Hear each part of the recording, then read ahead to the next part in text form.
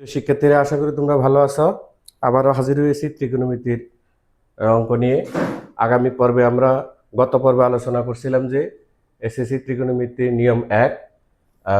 আজকে আলোচনা বিষয় হলো নিয়ম 2, এবং এখানে আরেকটা হেডিং লাইন আছে যে থিটা এর মান নির্ণয়। তাহলে এখানে যতগুলো অঙ্ক আছে, আরো বিভিন্ন বোর্ড আসছে, আমি অনেকগুলো অঙ্ক উঠানোর চেষ্টা করছি। এখানে 4টা অঙ্ক উঠাইছি। প্রথম হলো a = cos θ এবং b = cot θ হলে a + b / a - b = √3 + 2 √3 - 2 এবং থিটা সূক্ষ্মকোণ হলে থিটার মান নির্ণয় করতে বলছে। এটা আসছে ঢাকা বোর্ড 22 সালে, এটা আসছে যশোর বোর্ড 23 সালে, এটা আসছে কুমিল্লা বোর্ড 24 সালে এবং এটা আসছে দিনাজপুর বোর্ড 23 সালে। আমরা যদি ভালোভাবে শিক্ষার্থীরা একটু খেয়াল করি, তাহলে দেখতে পাই যে তোমার এখানে প্লাস, এখানে মাইনাস, আবার এই পাশে এখানে প্লাস, এখানে মাইনাস। সেমভাবে দ্বিতীয় অঙ্কটায় এখানে u/b, এখানে প্লাস, এখানে মাইনাস। এখানেও সেমভাবে এখানে প্লাস, এখানে মাইনাস। এখানে সেমভাবে এই পক্ষে এখানে প্লাস, এখানে মাইনাস, এবং ডান পক্ষে এখানে প্লাস, এখানে মাইনাস। তাহলে তোমরা যদি ভালোভাবে খেয়াল করো, সবগুলো অঙ্ক কিন্তু একই প্যাটার্নে, যে উপরে প্লাস নিচে মাইনাস, অথবা উপরে মাইনাস নিচে প্লাস, এই টাইপের অঙ্ক যদি হয়, কোণ একই থাকবে কিন্তু চিহ্ন যদি বিপরীত হয়, তাহলে এই অঙ্কগুলো আমরা করব কি, তোমার যোজন বিয়োজনের মাধ্যমে আমরা এই অঙ্কগুলো সমাধান করব। তাহলে পরীক্ষায় আসলে তোমরা এই অঙ্কগুলো যখন ভালোভাবে খেয়াল করবা, যে এখানে প্লাস, এখানে মাইনাস, আবার এখানে প্লাস, এখানে মাইনাস, অথবা এক পক্ষে এখানে প্লাস, এখানে মাইনাস, বিপরীত চিহ্ন যদি থাকে, তাহলে আমরা এটাকে যোজন বিয়োজনের মাধ্যমে সমাধান করব। এবং যার মান, অনেক সময় বলে থিটার মান বের করো, অনেক সময় বলে টেন থিটা অথবা সাইন থিটা, যেটাই বলুক, আমরা যোজন বিয়োজনের মাধ্যমে অঙ্কটা সমাধান করব। তাহলে এই টাইপের আরো অনেক অঙ্ক বিভিন্ন বোর্ড আছে, সবগুলো একই নিয়মে আমরা সমাধান করার চেষ্টা করব। দেখো, আমরা গত পর্বে একই টাইপের অঙ্কগুলা মানে সমাধান করার চেষ্টা করছি, এবং অনেকগুলো অঙ্ক দেখছি আমি স্ক্রিনে আনছি। আজকে একই টাইপের অঙ্কগুলো আমি স্ক্রিনে আনার চেষ্টা করছি, এবং এই অঙ্কগুলো একইভাবে আমরা সমাধান করব। তো আসো আমরা প্রথমে আমাদের এই যে কুমিল্লা বোর্ড 24 সালে 3 নম্বর অঙ্কটা আগে সমাধানে আসি, তাহলে সবগুলা একই নিয়মে হবে। 3 নম্বর অঙ্কটা সমাধান করব, তারপরে আমরা 4 নম্বর অঙ্কতে যাব। দেখি, তাহলে আমরা 4 নম্বর অঙ্কটা আপাতত জন্য মুছে ফেলি। 4 নম্বর অঙ্কটা মুছে দিলাম। 3 নম্বর অঙ্ক, যে আমরা এখন 3 নম্বর অঙ্কটা কি করব, সমাধান করব। এক্ষেত্রে আমাকে দেওয়া আছে cot θ + cos θ = m, এবং cot θ - cos θ = n হলে m/n = 2 + √3/2 - √3 হলে tan θ এর মান নির্ণয় করো। তাহলে আমাদের কথা ছিল কি, আগে আমরা থিটার মান নির্ণয় করব, তারপরে থিটার মানের মাধ্যমে যেই কোণ বের করতে বলে আমরা সেই কোণ বের করব। তাহলে এখন আমাদেরকে বলছে কি, যে m/n = 2 + √3/2 - √3।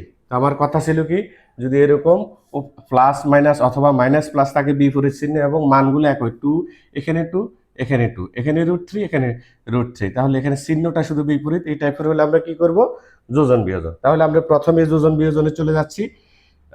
যোজন বিয়োজন যদি করি,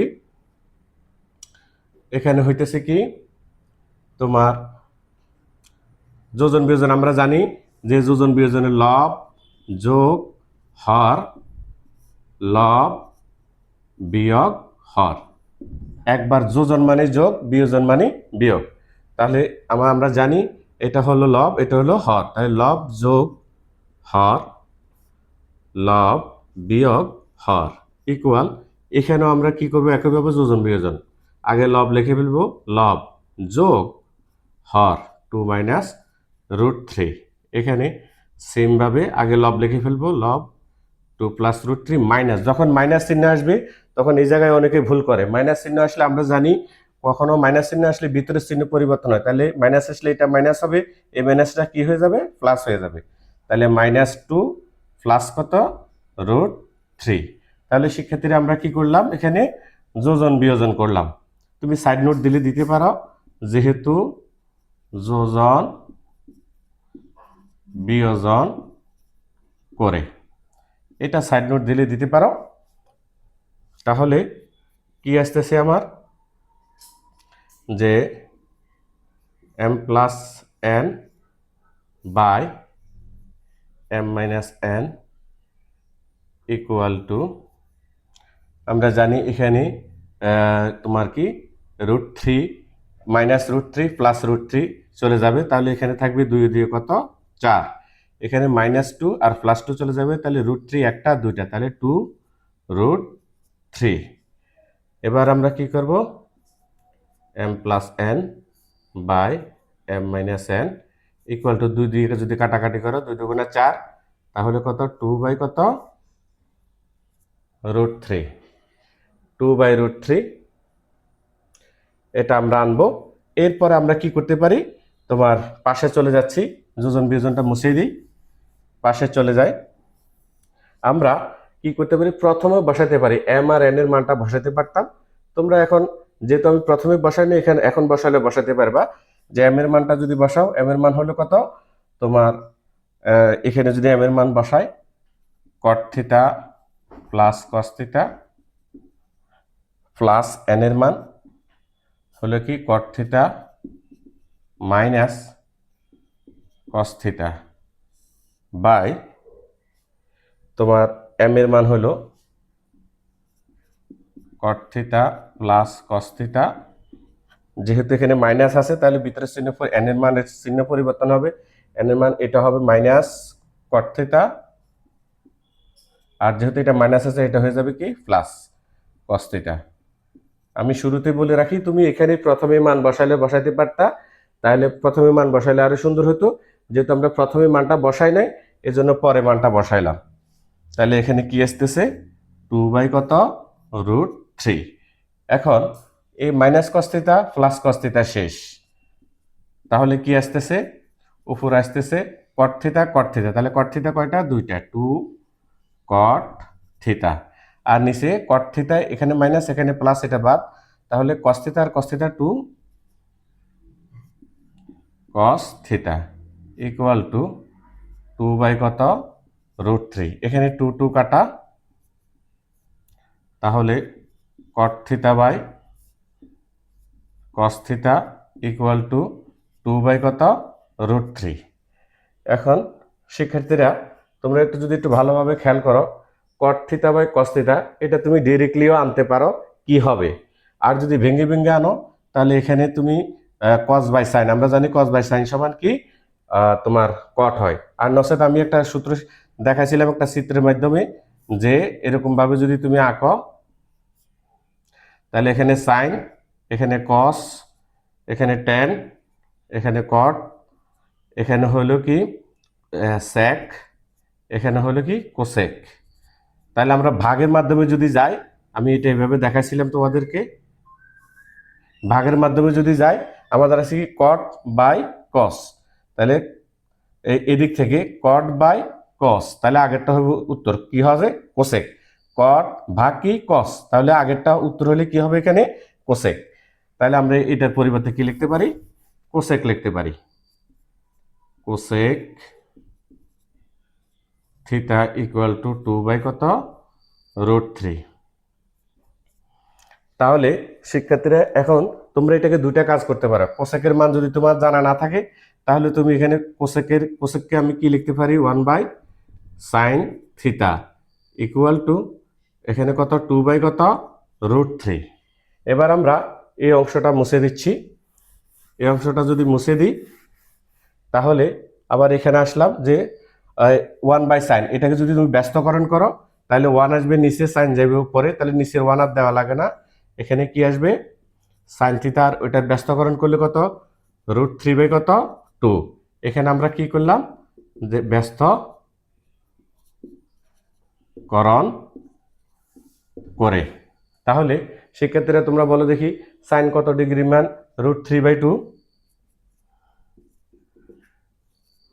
sin theta equal to sin কত ডিগ্রি, আমরা জানি sin 60 ডিগ্রি মান হলো √3 বাই 2, তাহলে আমরা √3 বাই 2 পরিবর্তে কত লিখলাম sin 60 ডিগ্রি, এখন sin sin বাদ চলে গেলে সুতরাং থিটা ইকুয়াল টু কত ডিগ্রি হয়, থিটা ইকুয়াল টু 60 ডিগ্রি।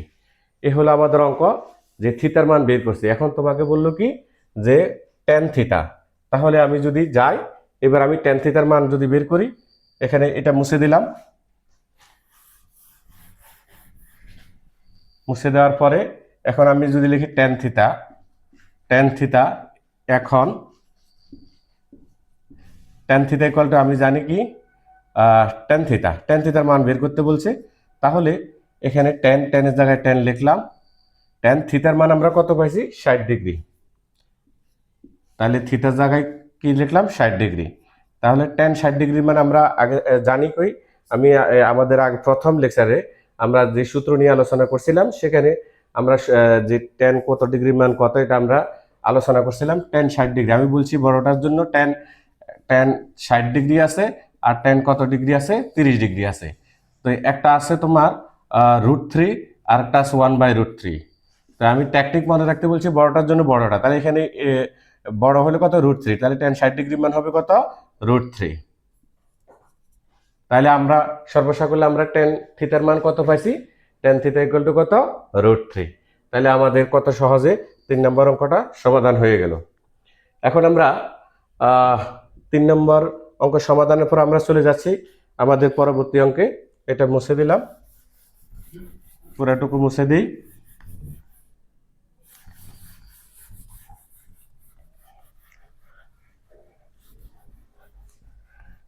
সেক্ষেত্রে তোমরা যদি স্ক্রিনের দিকে ভালোভাবে খেয়াল করো, আমরা আমাদের প্রথম অঙ্কটা এনেছিলাম কি, পরবর্তী যে অঙ্কটা করব বলছি সেই অঙ্কটা আনছিলাম যে M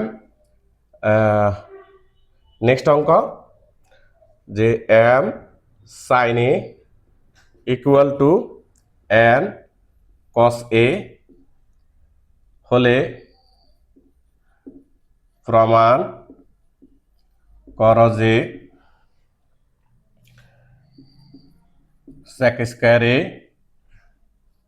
plus cosec square A by sec square A minus cosec square A equal to N square plus M square by N square minus M square. এটা আসছে কোন বোর্ডে? এটা তোমার আসছে দিনাজপুর বোর্ড 23 সালে। কত? দিনাজপুর বোর্ড 2023 সালে আসছে। এবার যদি আমরা খেয়াল করি ভালোভাবে যে এখানে প্লাস এখানে মাইনাস, এখানে প্লাস এখানে মাইনাস, তাহলে এখানে স্যাক এখানে স্যাক, এখানে কোসেক এখানে কোসেক। তাহলে আমরা বলছি যে একই টাইপের হলে আমরা কি করব? যোজন বিয়োজনের মাধ্যমে সমাধান করব। তাহলে আমরা যদি আমাদের দেওয়া আছে দিকে যদি খেয়াল করি যে জিটি গিভেন দ্যাট দেওয়া আছে কি M sine A equal to N cos A, তাহলে আমরা যদি সাইন এ কে রাখি, সাইন এ কসে দ্বারা ভাগ করে, তাহলে কসে আসবে কোথায়? নিচে। কসে ইকুয়াল টু এই পাশে আছে এন, আর যদি এম এই পাশে যায় তাহলে কি হয়ে যাবে? ভাগ হয়ে যাবে, নিচে হয়ে যাবে নাকি এম। এটা তোমরা অবশ্যই বুঝছো। এখানে সাইন রাখি কস দিয়ে ভাগ করছি, এখানে এন রাখি এম দিয়ে ভাগ করছি। তাহলে কি হলো? এখন তোমরা যদি এই যে প্রমাণের দিকে খেয়াল করো, এখানে আছে কি সেকের উপর স্কয়ার আছে, কোসেকের উপর স্কয়ার আছে, এন এর উপর স্কয়ার আছে, এম এর উপর স্কয়ার আছে। তাহলে যেহেতু এখানে এন আর এম আছে, এটার উপর স্কয়ার আছে, তাহলে প্রথমে আমরা স্কয়ার আনতে পারি, বা পরবর্তীতে আমরা বর্গ স্কয়ার আনতে হলে আমরা জানি বর্গ করতে হয়, পরবর্তীতে বর্গ করলে হবে। যদি তুমি এখানে আমরা সাইন থেকে কিসে যাব? কোসেকে যাব, কস থেকে কিসে যাব? সেকে যাব। তোমরা জানো ভালোভাবে যে প্রথমে টান দিয়ে ফেলবা। আমরা সাইনের বিপরীত কি? 1/কোসেক, 1/কোসেক, আর কসের বিপরীত কি? 1/সেক ইকুয়াল টু n/m। তাহলে এখানে কি লিখতে পারি? উপরেরটা ঠিক থাকবে 1/কোসেক, এটা একটা জটিল ভগ্নাংশ, জটিল ভগ্নাংশের উপরেরটা ঠিক থাকবে, গুণ চিহ্ন হয়ে নিচেরটা উল্টে যাবে। তাহলে সেকে আর নিচে হবে কত? 1 ইকুয়াল টু n/m। তাহলে এখানে কি দাঁড়াইতেছে? এখানে 1 দ্বারা সেককে গুণ করলে উপরে থাকতেছে কত? সেক এ, আর নিচে থাকতেছে কি? কোসেক এ ইকুয়াল টু n/কত? m। এখন আমাদের কাঙ্ক্ষিত সেক আর কোসেক কিন্তু চলে আসছে। এখন তোমরা যদি এদিকে খেয়াল করো শিক্ষার্থীরা, প্রথমে আছে কি তোমার সেক, আমার প্রথমে আছে কি সেক। তাহলে আমি জানি এটা লব, এটা হলো কি হর। তাহলে এই লব যোগ হর, লব বিয়োগ হর, আর কি লাগবে? স্কোয়ার লাগবে। এবার যদি আমি এদিকে আসি, ইমপ্লাইজ দ্যাট, তাহলে আমি যদি এবার বর্গ করি তাহলে কি আসতেছে এখানে, এখানে স্যাক এ স্যাকের উপর স্কয়ার আসবে, এখানে কোসেকের উপর স্কয়ার আসবে, ইকুয়াল টু এখানে এন এর উপর স্কয়ার আসবে, এখানে এম এর উপর স্কয়ার আসবে। তাহলে আমি এখানে কি করলাম, উভয় পক্ষকে কি করলাম, বর্গ করে, উভয় পক্ষকে কি করলাম, বর্গ করলাম। তাহলে এবার যদি খেয়াল করো আমার এদিকে এটা হলো লব, এটা হলো হর, দেখো তোমরা এদিকে খেয়াল করো উপরে যোগ আছে নিচে বিয়োগ আছে, তাহলে আমাকে কি করতে হবে, যোজন বিয়োজন, যোজন মানে যোগ, বিয়োজন মানে বিয়োগ। তাহলে লব যোগ হর আর নিচে হবে লব বিয়োগ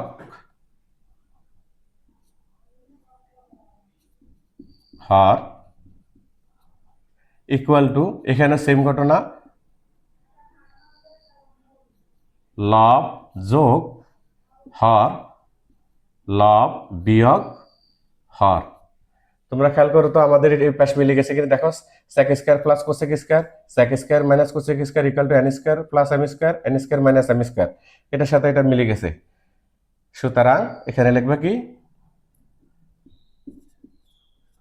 sec square a plus cosec square a by sec square a minus cosec square a equal to n square plus m square, n square minus m square. এখানে কি যেহেতু প্রমাণ করতে বলছি তাহলে প্রমাণিত। আশা করি শিক্ষার্থীরা তোমরা এটা বুঝতে পারছো যে কত সহজে আমাদের অঙ্কটা মিলে গেল।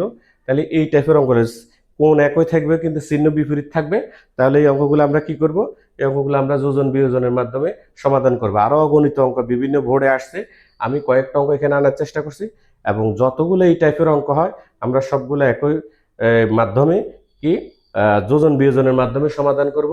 আর এটাকে আমরা রাখলাম নিয়ম নাম্বার 2-এ। অতি সহসায় আবার নিয়ম নাম্বার 3 নিয়ে আসবো। এই পর্যন্ত তোমরা ভালো থাকো, সুস্থ থাকো, অঙ্কগুলো ভালো করে বোঝার এবং সমাধান করার চেষ্টা করো। আল্লাহ হাফেজ।